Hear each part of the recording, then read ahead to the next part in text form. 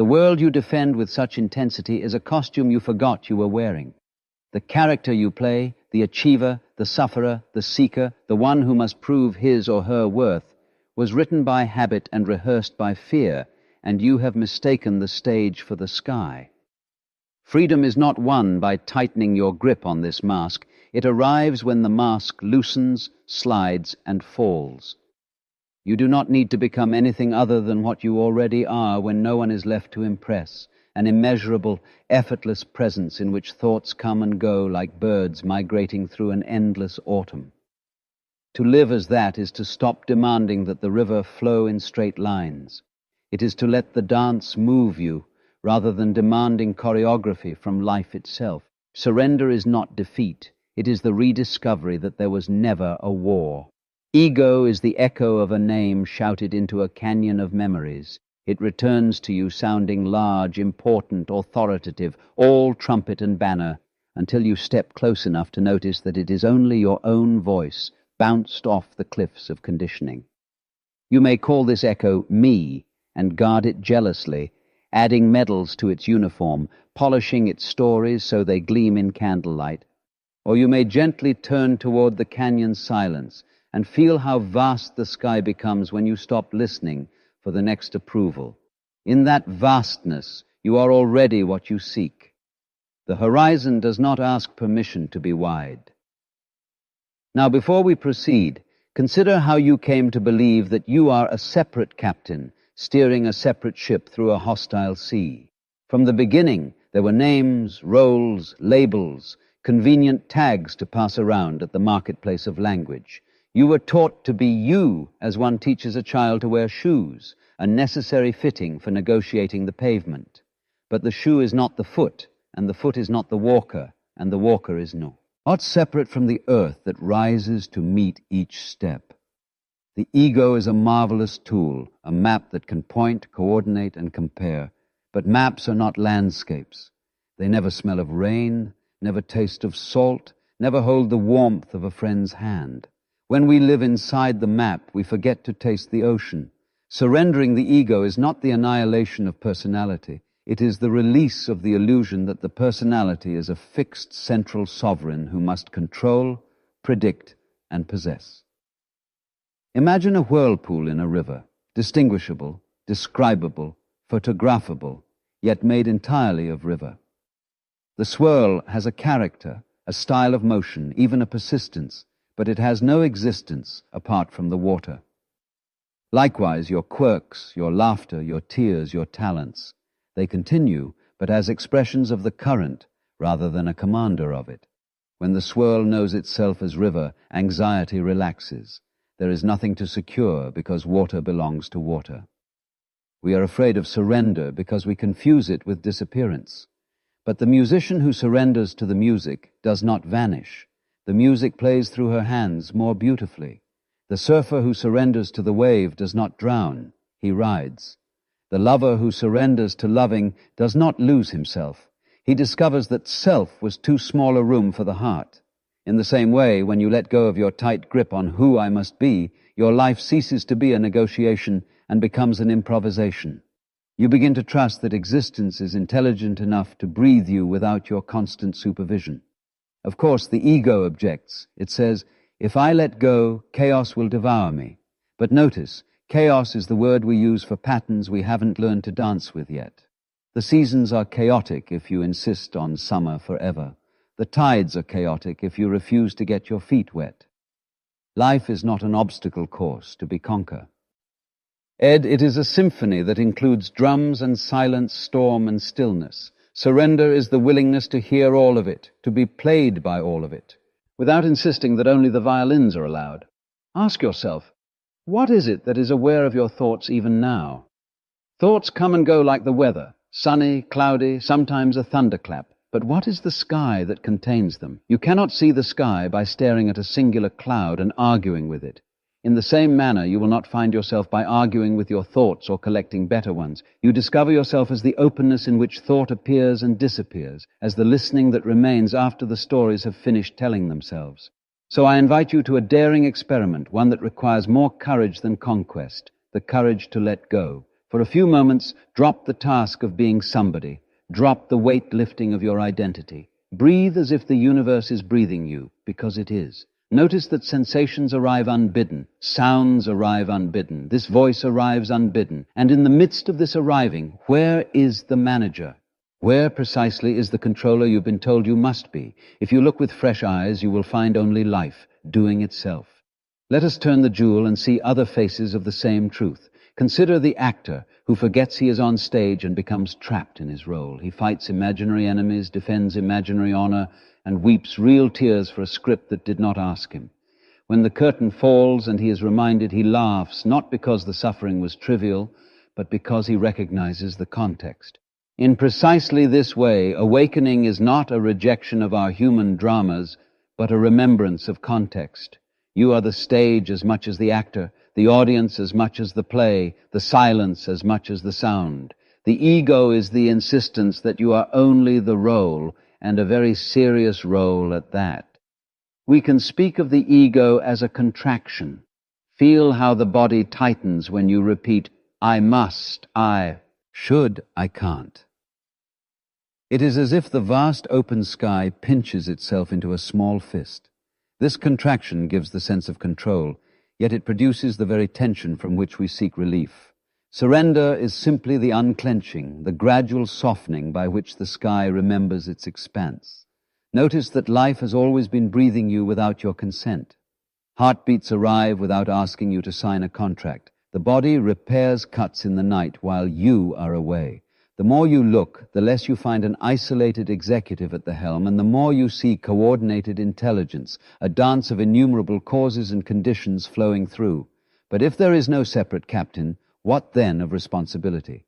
It is a fair concern, so let us refine it. Responsibility rooted in ego is a performance. Watch me be good, watch me be right. Responsibility rooted in surrender is intimate participation. Let me respond to what is, the way a tree responds to light. One is tense and self-referential. The other is creative, attuned, and alive. Water does not try to be wet. It is wet. When you rest as what you are, responsible action flows like water, fitting the shape of the moment without strain. Paradox is our teacher here. You become most yourself when you stop trying to be yourself. You gain genuine influence when you cease your demand to control. You love most deeply when you let go of the need to be loved. Paradoxes are not riddles to be solved. They are doorways through which the mind steps out of its habitual straight lines and discovers the curve of life. The curve is generous. It rounds our sharp edges. Think of a child learning to walk. She does not strategize her balance. She tumbles into it by play. She fails and squeals and tries again, not to earn a certificate, but because movement is what life does. In this sense, spirituality is a return to playfulness, a willingness to fall without calling it failure, a willingness to stand without calling it victory. Ego wants a medal. Life wants to move. Surrender is living medal-free. There is, tucked away in each of us, a storyteller who spins the yarn of me. He is industrious, tireless, and frequently terrified. He interprets everything as evidence for or against his ongoing thesis. I am this type of person. The world is this kind of place. He arranges the furniture of memory into sensible rooms. But have you noticed that in quiet moments the walls grow thin? A bird sings and the story forgets itself. A sunset happens and the storyteller loses his place. Grief arrives and words fail, and in the failure something true shines. That shine is what we are pointing toward. The storyteller can continue. We need not fire him. We simply stop taking dictation as if truth depended on it. Another angle. Look at how fear of loss binds us. We clutch at relationships, at status, at plans, as if clinging could prevent the ocean from turning. Yet every wave must fall to rise again. The crest is inseparable from the trough. This is not a tragic flaw in the universe. It is the very rhythm that makes dancing possible. The fear that surrender will take away what you love misunderstands. Surrender reveals that loving was never possession. It was participation. You cannot hold a song in a box. You can sing it. You cannot own another person. You can meet them freshly, endlessly. now. Surrender clarifies perception. When the insistence, I must be safe from all change, softens, reality becomes vivid. Colors deepen, not because the world has changed, but because you have stopped bracing against it. In this relaxed seeing, compassion arises naturally, not as a rule, but as recognition. The other is another whirlpool of the same water. The boundaries that once felt like walls now feel like patterns, useful for conversation, unnecessary for separation. This is why kindness has a peculiar ease when you are not busy defending a castle. Finally, let us address effort. Must I effort my way into sewer? That is like running to catch your own shadow. Surrender is not the result of strain, it is what remains when strain relaxes. You cannot push the river into flowing. You can stop resisting the current. Effort has its place. Build a house, plant a garden, practice your art. But the foundation is trust in the living energy that moves all things. From that trust, effort becomes enjoyment, and goals become games you play with a wink. Now, how does all this meet your daily life? The email, the commute, the argument, the loneliness at 2 a.m. Surrender is not reserved for mountaintops and monasteries. It belongs in the kitchen and in rush hour traffic. Begin by noticing where you habitually clench. Perhaps it is the jaw when someone disagrees, the belly when money comes to mind, or the shoulders when uncertainty appears. Do not scold the clench. Feel it. Place attention in the tightness as if your awareness were warm sunlight.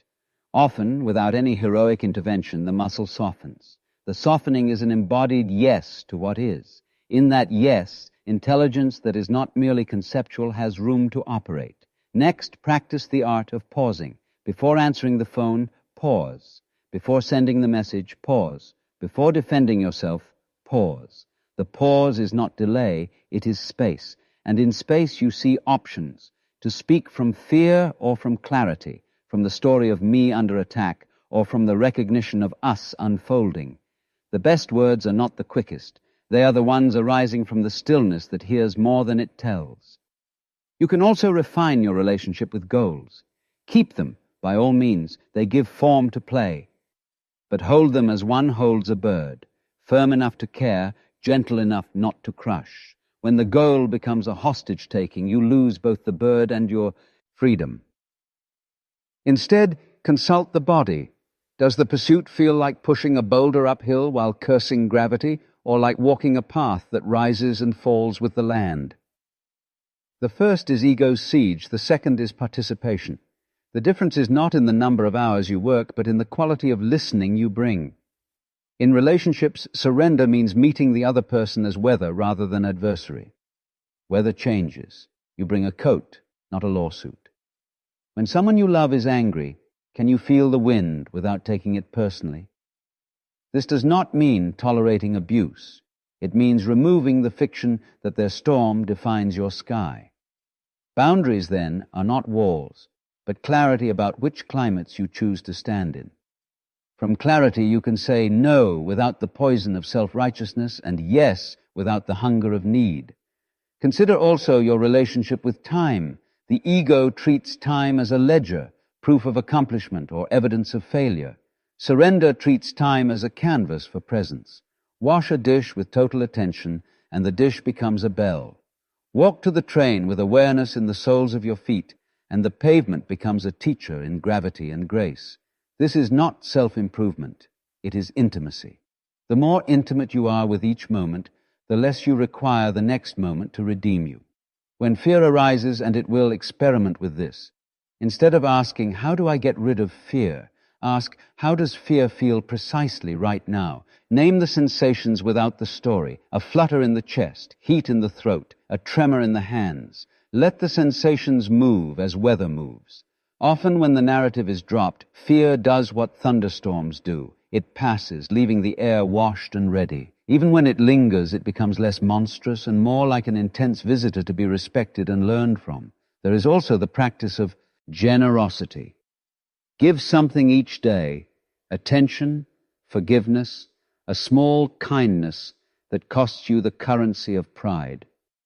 Generosity unhooks the ego's reflex to hoard and defend. It reminds you that the river flows through all cups, and that water, when poured, is not lost. It joins itself. Generosity is not sacrifice in the Tao sense. It is participation in a larger motion. As for creativity and work, surrender means trusting the process as much as the product. Sit to write or paint or code or design as if you are a window the wind moves through. Let drafts be messy. Let ideas arrive out of order. Ego despairs at imperfection. Life composes with it. The bird does not calculate the exact arc of its flight. It feels it. Trust your felt sense. Give it room. Refine later with affection. Finally, cultivate a daily, ordinary ritual of silence. 5 minutes will do. Sit, feel your breath breathe itself, and allow the parade of thoughts to pass without marching along. You are not trying to stop the parade. You are sitting on the curb, smiling. In time, you will notice that silence is not the absence of sound. It is the spaciousness that allows all sounds. You will recognize this spaciousness as your native atmosphere. From there, you enter the day not as a soldier, but as a dancer. Let us return to the heart of the matter. Who are you without the story of who you are? Language trembles here, because what you are is not an object among objects, not a concept to be pinned and named. You are the luminous field in which naming happens. You are the openness in which this very sentence appears and dissolves. When the ego hears this, it may try to capture it as a grander identity. I am the openness. But notice, the moment you grasp it, it becomes another mask. Freedom is subtler. It is the relaxation of grasping at all. The human condition, if we must call it that, is the adventure of forgetting and remembering. We forget our vastness so that we can taste a strawberry as if it were the center of the universe. We remember our vastness so that we can love without making prisons. The rhythm between forgetting and remembering is not a mistake. It is the music by which awareness explores itself. Surrender is consenting to the music. Suffering, then, is the friction between life's movement and our insistence that it move otherwise. Pain may visit, bodies are tender, hearts are tender, but suffering grinds when we refuse the dance. This should not be, we declare, and we brace. The brace multiplies the pain. When surrender enters, it does not deny pain. It says, yes, this too, and in the yes, resilience flowers. Strangely, this yes often clarifies the practical steps we must take in response. Acceptance does not make you passive, it makes you accurate. Personal growth, that popular phrase, is often the ego's clever disguise for self-rejection. I will finally be acceptable when I'm improved. But a flower opens because sun and soil conspire, not because it resents its bud. Real growth is not a campaign, it is ripening. When you surrender the project of becoming worthy, you ripen into the worth that was never absent. From that worthiness, you can learn new skills, heal old wounds, change your habits, not to fix a broken self, but to express a whole one. Spiritual freedom is not elsewhere. It is not exotic. It is the intimacy of this breath, the honesty of this feeling, the courage to be as you are before the mind writes its review. Imagine standing at the edge of the sea at night. The surface is black silk. Waves whisper their old stories. You extend your hand and feel the cool, living water. That immediate contact, no commentary, no conquest, is the flavor of freedom. It asks for nothing and includes everything. All along, the ego has been a guardian with poor eyesight. It tries to protect you by constructing fences out of judgments. This is me, that is not. This is safe, that is dangerous. This is allowed, that is forbidden. Some fences are prudent, many are relics. Surrender is the maturing by which you thank the guardian for its service, and kindly retire it to a gentler post. You do not demolish the fence in rage. You walk past it with a smile, noticing the gate was never locked. What of meaning? We are so hungry for meaning that we often forget to taste the meal. Meaning is not a trophy on the wall. It is the flavor of participation. When you are fully present, even the simplest act, tying your shoes, shimmers with significance. Meaning, then, is synthesizer rather than trophy. It weaves moments into music. And the more you surrender, the more the melody reveals itself as already here, not waiting at the end of accomplishment, but humming in the middle of peeling an orange. When clarity dawns, humility follows naturally. Not the humility of self-belittlement, but the humility of astonishment. How could I have ever believed I was separate from this? You do not become a saint, you become porous to wonder.